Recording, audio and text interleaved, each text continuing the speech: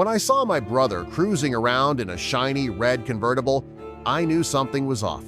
Little did I know, that car held the key to a betrayal I never saw coming and a plan Gran had set in motion long before she was gone. But before we start our story, smash the like button. Make sure to subscribe and hit the notifications bell so you won't miss any new stories.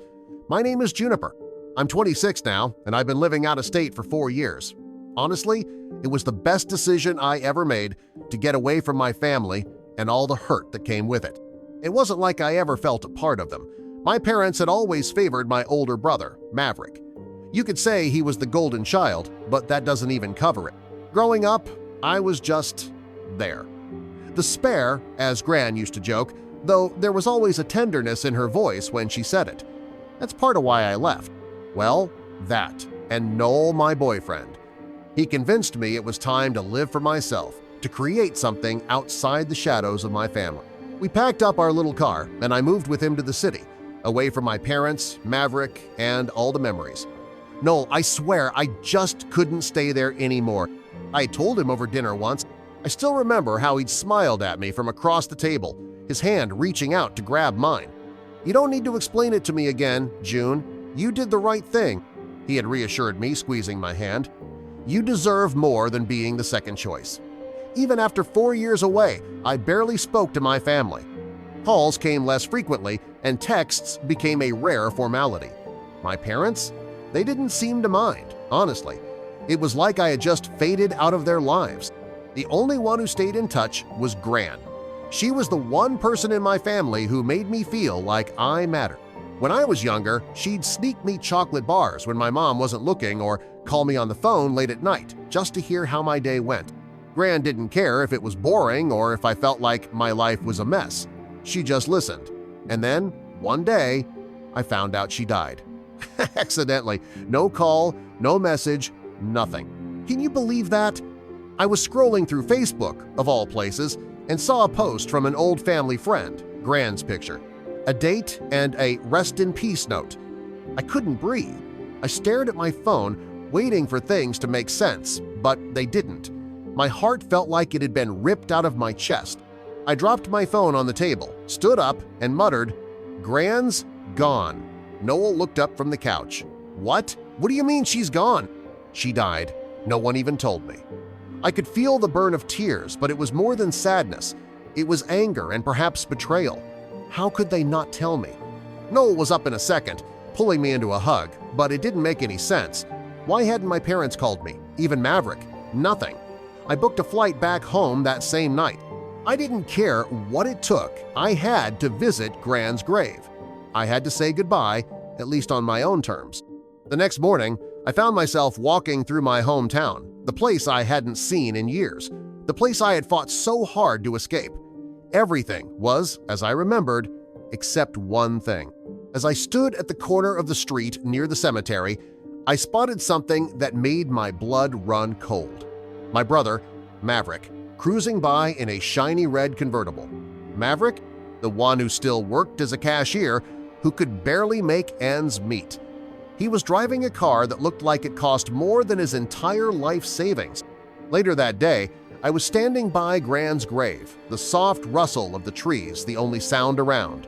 The earth was still fresh, and I couldn't shake the knot in my stomach. Gran was really gone.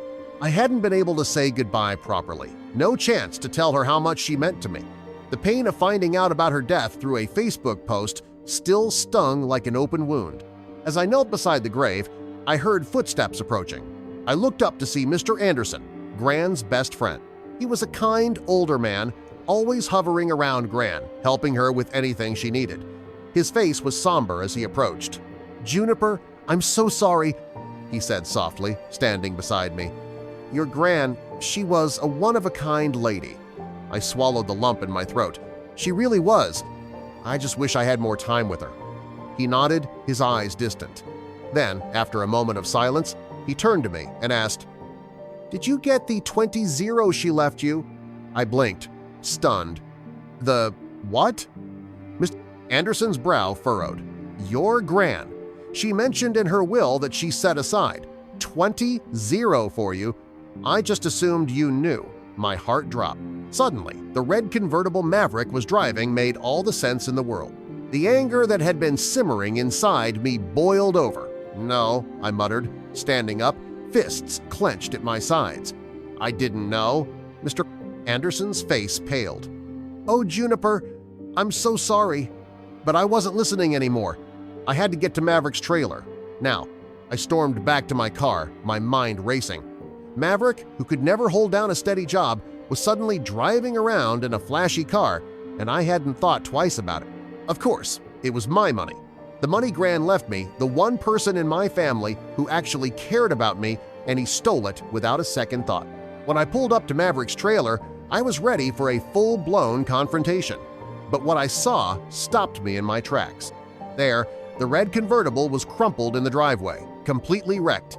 The front bumper was smashed, the windshield shattered, and the tires looked flat. It was like the car had been in a serious accident. And there, standing in the doorway of his beat-up trailer, was Maverick.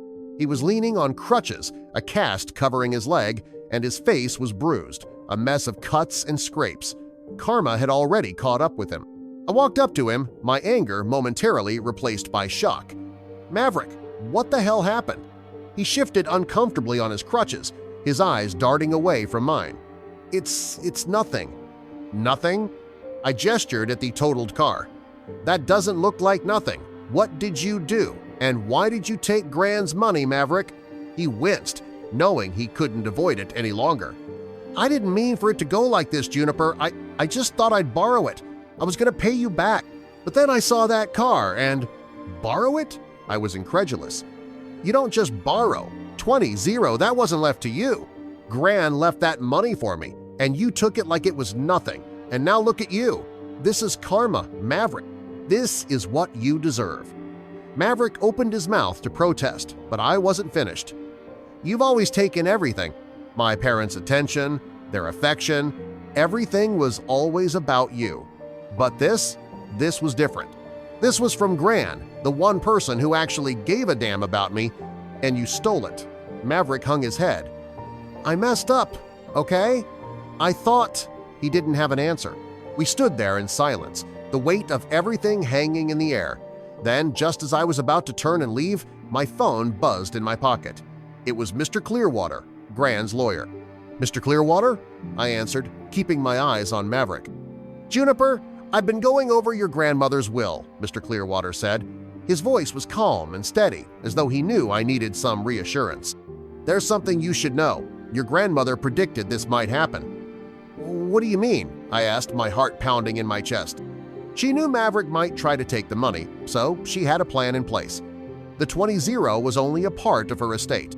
The rest of it, her house, her savings, her investments, it's all yours, Juniper.